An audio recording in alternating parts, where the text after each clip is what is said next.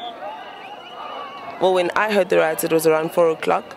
There were gunshots. It sounded like gunshots. It was like bomb shots and stuff. People were protesting in the streets. There were vuvuzelas. There were, whistles and a whole lot of riots. So when I wanted to go to work, I couldn't go to work because the roads were blocked and there was tear gas everywhere. The police were here trying to control the crowds, firing rubber bullets, firing tear gas. It was a little crowd actually at that time, mostly youth, small children, mostly young people. There were no major adult characters in it.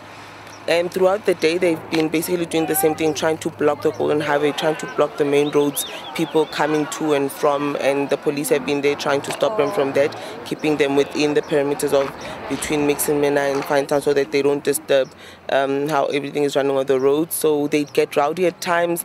Cops would have to fire at them. They'd have to go in, drive through with that big car of theirs, and and they'd be riding on the car, throwing bottles at it, throwing bricks at it. They'd also be provoking the cops at times. And eventually the crowd grew, maybe because other kids couldn't go to work. So the other kids maybe thought, hey, it's fine, they just joined in. So most of the day, that's what's been happening. And then eventually later in the afternoon, while the cops are still just trying to get them in order and they go up and down the road, a councillor or somebody from government came through to speak to them or talk to them. And they didn't seem very impressed or happy with what they heard. Serve your people. If you cannot shape in now, leyo, sheep out.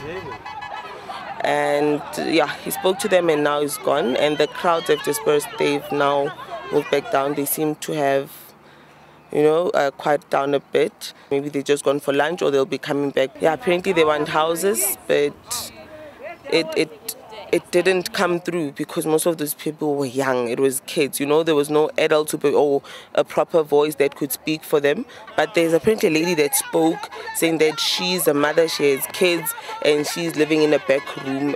So basically that's what happened. But for now the situation has calmed down and we're waiting to see what happens. Hopefully it remains peaceful.